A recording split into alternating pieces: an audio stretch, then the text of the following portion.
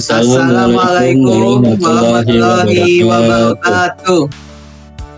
Perkenalkan, kami dari kelompok 9. Kali ini kami akan mempresentasikan penelitian kami tentang implementasi kriptografi Venedix Keeper dengan C++. Di sini kami memiliki satu kelompok yang berisi 3 orang yang bernama Ahmad Abianu Razan, Aldi Wijaya, dan Ibnu Santa Wijaya. Jadi di sini kami akan membahas tujuan penelitian kami, kerangka teori, demonstrasi program, pembahasan, dan mengungkap hasil. Untuk selanjutnya, tujuan dan penelitian akan dibahas oleh teman saya, Ahmad Abianu Razan. Baik, terima kasih. Jadi tujuan dari penelitian kami adalah mengapa kami mengambil tema penyedia sifar. Jadi tujuan penelitian kami dalam mengulik lebih jauh untuk mendapatkan tema dan keingintahuan kami dalam mengenai enkripsi dan juga dekripsi. Nah, jadi terkhusus pada penyedia sifar yang dijalankan pada bahasa C++. Dan juga kami mempunyai beberapa kerangka teori dalam penelitian kami.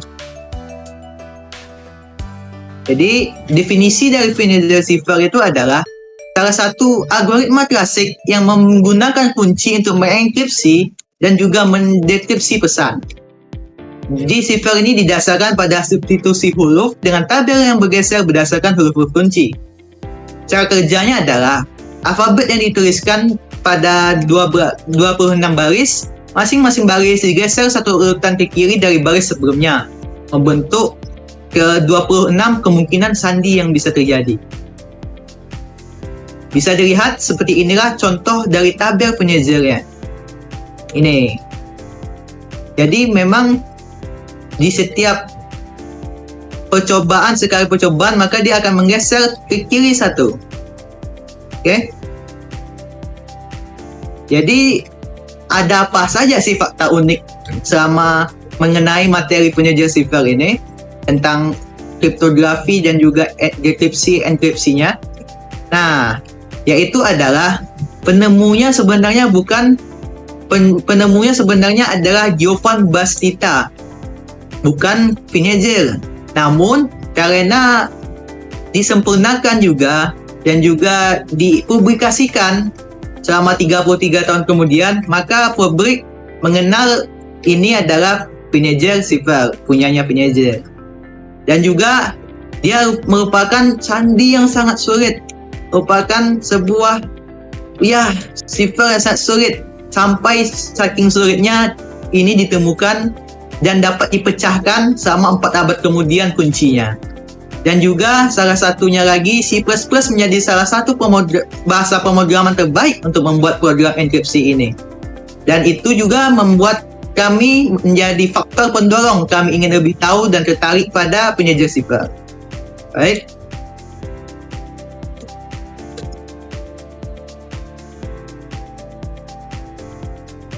Oke, untuk selanjutnya akan masuk ke demonstrasi. Selanjutnya adalah demonstrasi dan program yang akan disampaikan oleh teman saya, Aldi Wijaya. Oke, untuk selanjutnya adalah demonstrasi program. Dalam hal ini, program akan langsung didemonstrasikan.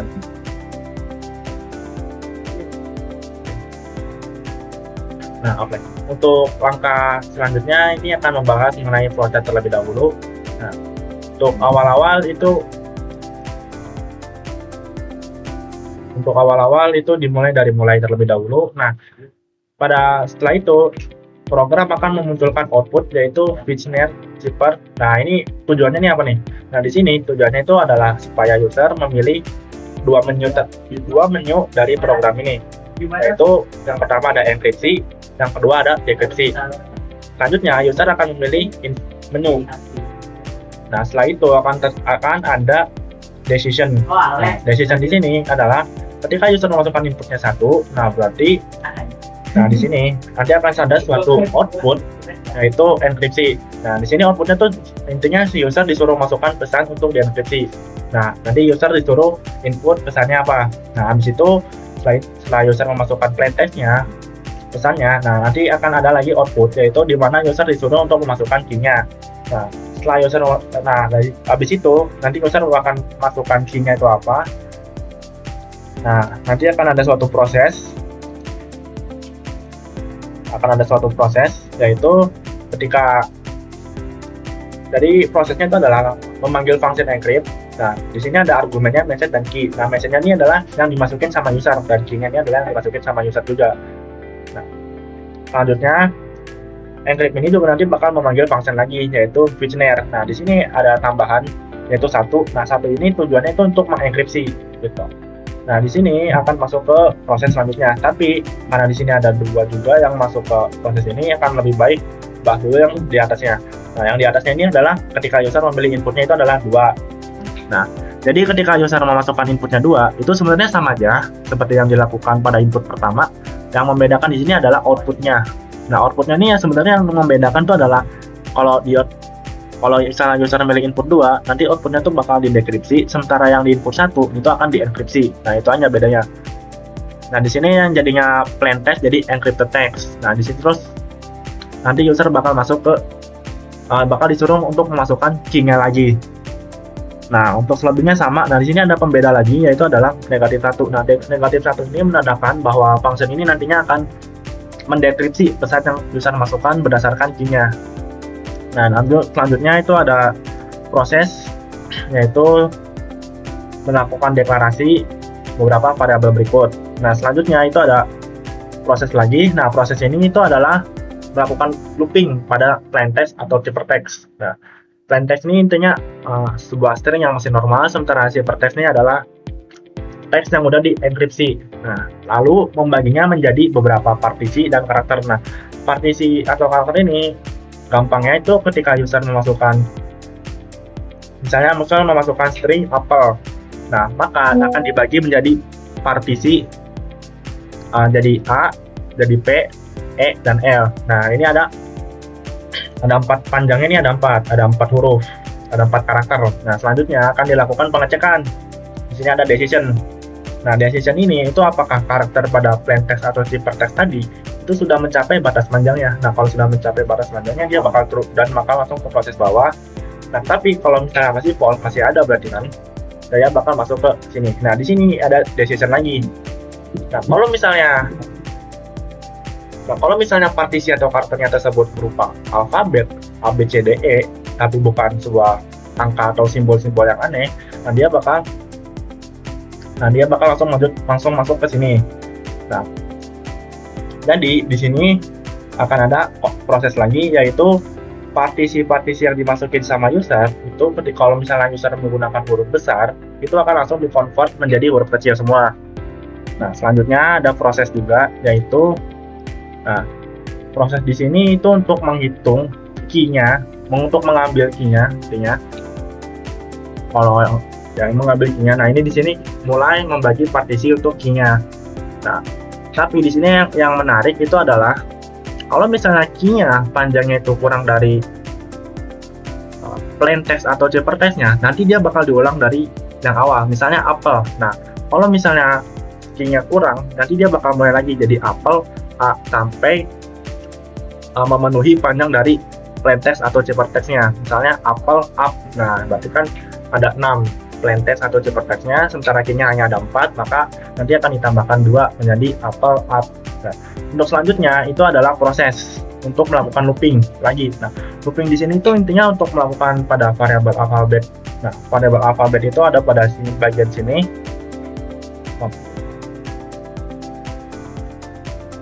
Nah, untuk melakukan looping pada bagian alfabet bagian sebelah sini. Jadi intinya untuk setiap string yang ada di sini nantinya akan dibagi lagi menjadi beberapa partisi untuk dicek. Dan diceknya ini untuk dicek. Nah, untuk lebih jelasnya di sini. Nah, di sini ada decision terlebih dahulu. Nah, kalau misalnya alpha yang tadi deklarasi tadi, alpha kurang dari panjangnya alfabet. Nah, alfabet tadi itu adalah yang ABCD sampai Z tadi, yaitu 26. Kalau alpha kurang dari alfabet, maka dia akan ditambahin. Maka dia akan masuk ke decision yang selanjutnya, yaitu pengecekan apakah alfabet indeks ke alfa itu sama dengan partisi dari keychart, partisi dari key-nya yang sudah di convert menjadi kecil semua, apakah sama? Apakah alfabet indeks ke alfa sama dengan keychart yang di convert menjadi huruf kecil semua? Nah, kalau misalnya iya di sini, nah selanjutnya nanti variabel objeknya akan diisi oleh alfa tadi. Nah, setelah itu dia akan masuk ke sini. Nah, langkah-langkah baiknya kita untuk membahas mengenai pada bagian decision ini yang salah. Nah, kalau misalnya salah, dia juga tetap akan menuju ke decision yang selanjutnya. Jadi walaupun setelah proses ini telah dijalankan, dia akan menuju ke decision yang sebelah sini, dan ketika decision ini juga false, dia akan menuju ke decision yang ini juga. Nah, decision ini itu adalah mengecek apakah alfabet indeks ke alfanya itu sama dengan lower chart. Nah, lower chartnya adalah partisi dari plain text atau zipper text tadi. Nah, apakah sama? Nah, kalau sama, nanti kita bakal ambil alfanya. Nah, kita ambil alfanya, nanti bakal kita taruh di indeks. Nah, walaupun nanti ini false, walaupun ini nggak sama, dia bakal masuk ke alpha plus plus. Nah, di sini nanti alpha ini berupa integer, nanti dia bakal ditambahkan 1. Nah, untuk bagian sini juga sama, dia bakal masuk ke sini. Nah, ini akan langsung terus diulang sampai alfanya itu kurang dari alfabet titik length. Misalnya karena alfabet panjangnya itu adalah 26. Nah, jadi kalau misalnya sini udah nyampe 26 alfanya, maka di sini akan false. Nah, ketika false, dia akan menuju ke sini. Nah, di sini adalah algoritma dari visioner zippernya. Nah, simpelnya ini menghitung. Nah, intinya sebenarnya ini untuk menghitung jadi seberapa untuk mengenkripsi ataupun mendekripsi dari suatu proses plain text atau zipper text-nya.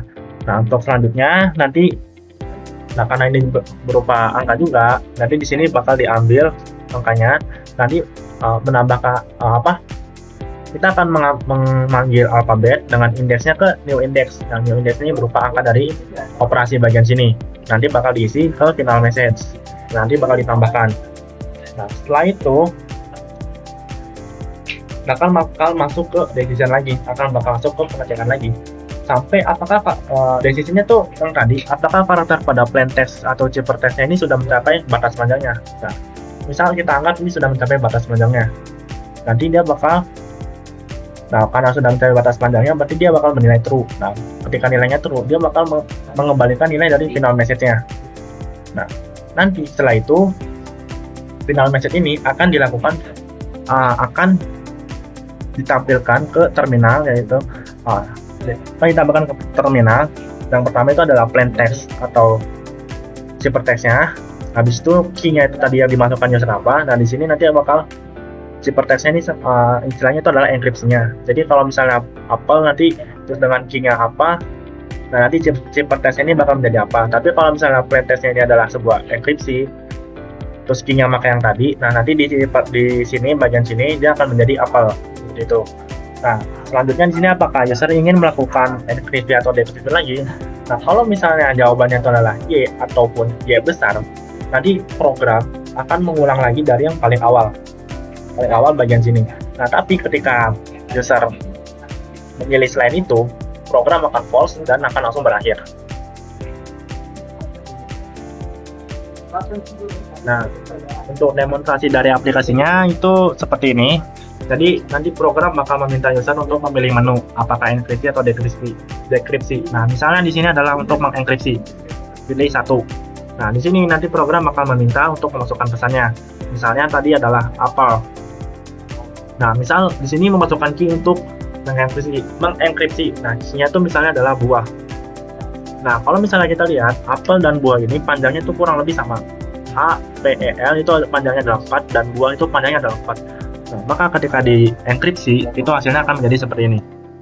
Nah, maka menjadi seperti ini. Oke. Untuk selanjutnya, nah apakah user ini ingin melakukan enkripsi atau dekripsi lagi? Nah, kalau misalnya user ingin melakukan enkripsi atau dekripsi lagi, maka itu user harus mengetik Y atau Y besar. Nah, misal di sini adalah Y. Nah, maka program bakal berjalan ke awal lagi. Nah, misal di sini adalah dekripsi. Nah, kalau misalnya di dekripsi ini itu adalah mendekripsi file dari enkripsinya. Nah, misalnya dari apel tadi itu enkripsinya adalah BJES ini.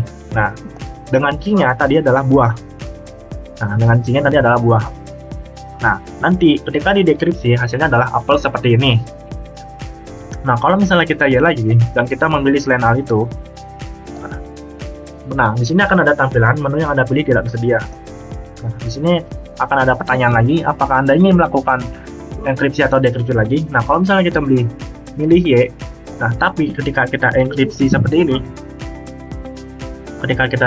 misalnya adalah apel dengan key-nya itu adalah API. Nah, karena API di sini panjangnya kurang dari apel, yaitu API 3 dan apel 4, maka nanti di sini program tuh bakal menambahkan di belakangnya tuh A. Nah, di sini tuh karena dia akan memulai lagi dari yang paling awal sini, karakter paling awal, nanti bakal ditambahkan. Nah, jadi kalau misalnya kurang seperti itu, program bakal menambahkannya secara otomatis. Jadi seperti ini. Nah, jadi hasilnya itu adalah KML. Nah, bagaimana kalau misalnya kita mendekripsi tapi key-nya itu berbeda? Nah, kita mulai lagi. Kalau misalnya kita mendekripsi tapi key-nya itu adalah berbeda, misalnya tadi kita menggunakan API sebagai key-nya, tapi di sini kita menggunakan buah sebagai key-nya. Nah, hasilnya itu adalah menjadi seperti kode yang tidak diketahui apa. Nah, jadi di sini harus diperhatikan bahwasannya key ini penting untuk bisa mengembalikan enkripsi ini menjadi plain text string yang utuh lagi, yang normal lagi. Karena tadi kita menggunakannya API, sementara di sini kita menggunakan buah. Nah, ketika didekripsi hasilnya menjadi tidak jelas seperti ini. Seperti itu. Nah, kalau misalnya kita mencet end, program bakal langsung berakhir. Oke, kita kembali ke PPT, ke PowerPoint. Nah, jadi secara keseluruhan kodenya bisa melakukan enkripsi dan dekripsi seperti tadi, itu hanya cukup satu menggunakan function vgener ini saja. Nah, jadi pada function ini, seperti yang sudah dijelaskan di flowchart tadi, pada bagian sini, di for sini, di line 7 ini, nah, program bakal melakukan looping, membagi message ini menjadi beberapa partisi. Misalnya dari apel tadi. Nah, apel tadi maka akan dibagi menjadi 4 partisi, yaitu A, P, E, dan L. Nah, nanti bakal dilakukan looping di sini. Dan dimana CH ini mewakili setiap partisinya tersebut. Nah, nanti di sini bakal dicek apakah partisi tersebut merupakan sebuah alfabet, yaitu A, B, C, D sampai Z, bukan sebuah angka ataupun sebuah simbol. Nah, kalau misalnya itu adalah sebuah simbol ataupun angka 1, 2, 3 ataupun spasi, nah, dia bakal langsung otomatis ditambahkan tanpa dilakukan enkripsi maupun dekripsi. Nah, kalau misalnya salah, dia bakal langsung menjalankan proses yang ada di sini. Seperti yang sudah dijelaskan di flowchart tadi, partisi dari plain text atau ciphertext-nya akan dipaksa untuk menjadi huruf kecil semua. Nah, habis itu bagian char ini itu mengambil partisi dari key-nya. Nah, kalau misalnya kurang ya bakal ditambahkan lagi. Nah, di sini itu melakukan looping untuk melakukan looping pada string alfabet ini. Dan dia nanti akan membaginya lagi menjadi beberapa partisi. Nah, tapi yang membedakan di situ kita bisa menggunakan indeks, menggunakan integer alpha sini yang berpusat sebagai 0, yang dimana nanti kita bisa memasukkan misalnya kita memanggil alfabet sini dengan indeksnya ke alpha, misalnya alfanya itu lagi 2. Nah, kalau misalnya kita ngomongin indeksnya 2, itu kita berpacu ke alfabet. Nah, kita mulai dari 0, 0, 1, 2. Nah, kalau misalnya kita ngomongin 2, berarti tadi hasilnya itu adalah C. Nah, nanti kalau misalnya C ini, apakah C-nya ini sama dengan lower key char ini? Nah, dia nanti bakal ngecek apakah key yang sudah di-convert menjadi huruf kecil, apakah akan sama dengan C ini? Nah, kalau misalnya sama, nanti dia alpha ini akan ditambahkan ke offset. Nah, sementara dia alfanya itu adalah 2, akan ditambahkan ke offset. Nah, selanjutnya setelah itu akan masuk ke if statement selanjutnya. Nah, hampir sama seperti yang tadi, tapi di sini pembandingnya itu adalah lower chart. Yang sementara di sini membandingkannya dengan key chart, dan di sini membandingkannya dengan partisi dari plain text-nya tadi yang sudah di-convert menjadi huruf kecil. Nah, apakah sama dengan C tadi? Nah, kalau misalnya sama, nanti indeks ini bakal diisi sama angka 2 tadi. Selanjutnya, untuk lebih jelas, di sini adalah algoritma pentingnya. Nah, algoritma penting pada visioner Zipper ini. Nah, kurang lebih seperti ini. Jadi, indeks sama offset tadi. Nah, sini ada yang harus di-mention direction. Nah, direction ini itu tadi ya isinya 1 atau negatif 1. Nah, kalau 1 itu intinya untuk mengenkripsi, sementara untuk negatif 1 itu untuk mendekripsi. Nah, kita fokus ke indeks terlebih dahulu. Nah, jadi kalau misalnya kita ngomongin indeksnya adalah 2 tadi, yaitu C misalnya, dan nah kita punya key dengan partisi awalnya tuh misalnya C juga. Nah, jadi kita ingin menggeser lah bahasanya, untuk menggeser partisi ke C ini sebanyak 2 kali. Nah, kenapa 2 kali sih? Kenapa 2 kali? Nah, karena kalau misalnya kita lihat di offset ini, dia kan nilainya C. Nah, C ini kalau kita lihat di for loop tadi, itu dia bernilai 2. 0, 1, 2. Itu dia bernilai 2. Nah, jadi kalau misalnya kita geser nih, ini kan berarti indeks tadi kan C juga 2, offset juga 2. Nah, kalau misalnya seperti itu, berarti kan hasilnya nanti bakal 4. Nah, kalau 4, kalau kita lihat di sini 0, 1, 2, 3, 4. Nah, itu adalah E. Nah, ada E. Nah, seperti itu. Berarti nanti kalau misalnya huruf C dengan key-nya juga C juga, ketika dienkripsi, hasilnya itu adalah E. Nah, lalu fungsi direction di sini tuh sama yang alphabet.set ini, itu gunanya untuk apa? Nah, ini sebenarnya berfokus untuk mendekripsi. Nah, untuk dekripsi ini tuh seperti ini. Kalau misalnya negatif 1 ya, kalau dekripsi itu negatif 1. Nah, jadi kalau misalnya 2, kita bakal fokusnya ke bagian sini terlebih dahulu. Kita bakal fokus ke bagian sini terlebih dahulu. Nah, misal kita kan tadi key-nya itu adalah C ya. C itu adalah 2.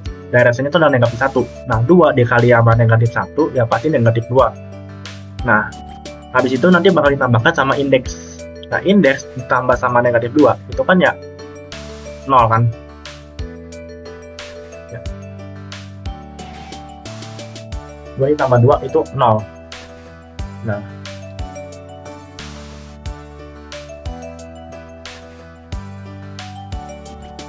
iya, seperti itu. 2 ditambah 2, 0. Nah, maka, kalau seperti itu saja, nanti bahkan bakal bakal aneh, karena ketika kita kan mau mendekripsi ya. Sorry.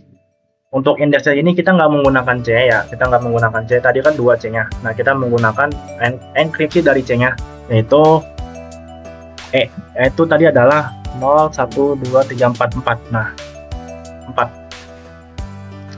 Jadi kalau misalnya di sini indeksnya adalah 4, yaitu mengacu kepada E, yaitu indeksnya 4 ditambah negatif 2, berarti kan 2 ya. Nah, kalau kita lihat di alfabet, indeks kedua itu adalah C, 0, 1, 2, C. Nah, itu benar untuk dekripsinya, berarti logikanya sudah benar seperti itu. Ketika E didekripsi dengan C, itu hasilnya adalah C juga. Nah, tapi di sini menimbulkan pertanyaan, gimana kalau misalnya B?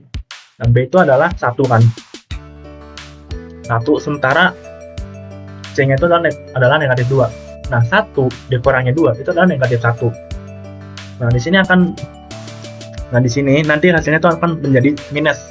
Nah, minus di sini, indeks itu tidak bisa minus. Dia minimal dimulai dari 0. tidak bisa minus. Nah, maka dari itu kita menambahkan alphabet size dan modulus alphabet size, yang dimana alphabet size ini intinya dia adalah 26. Ya, panjang dari alfabet itu adalah 26. Nah, kita tambahkan dengan 26, yaitu kan tadi sudah kita lakukan operasi negatif 1 tadi, hasilnya negatif 1. Ketika kita tambahkan dengan 26, nanti hasilnya bakal jadi 25. Nah, 25 ini bakal dimodulo sama 26 ini. Hasilnya nanti bakal berapa? Nah, pasti hasilnya tuh akan jadi apa, dan ya intinya seperti itu, hasilnya berapa. Habis itu nanti bakal dicari indeksnya, ya, bakal dicari di indeks alfabet ini itu adalah berapa, nanti bakal ditaruh di final message. Nah, seperti itu, intinya seperti itu. Penggunaan dari alphabet size sama alphabet modulus alphabet size itu adalah mencegah terjadinya negatif. Ya. Nah, selanjutnya akan dijelaskan oleh rekan saya, yaitu mengenai hasil dari project membuat implementasi aplikasi Visioner Cheaper kami. Selanjutnya akan saya serahkan kepada rekan saya. Selanjutnya kita masuk ke pembahasan 5, yaitu mengungkapkan hasil. Di sini ada output program Visionary Keeper yang bagian ekspresi. Di situ ada original message, together moving forward, dan key-nya adalah Fasilkom. Ini adalah bagian dari inputnya, dan bagian dari outputnya ada di encrypty message, dan di sebelah kanannya itu ada output program Visionary Cheaper yang bagian deskripsi.